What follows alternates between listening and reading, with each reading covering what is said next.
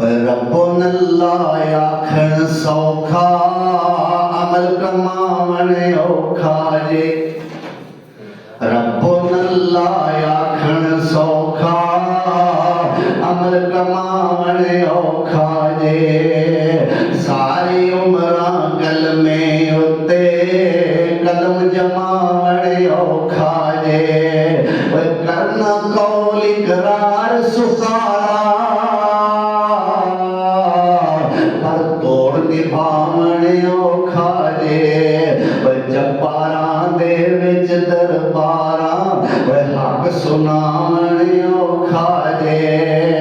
फांसी लटकण घोड़े खड़कण नीव से तलवारां दा।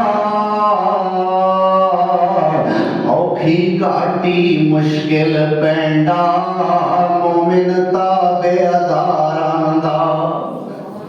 औखी घाटी मुश्किल पैंडा मोमिन ता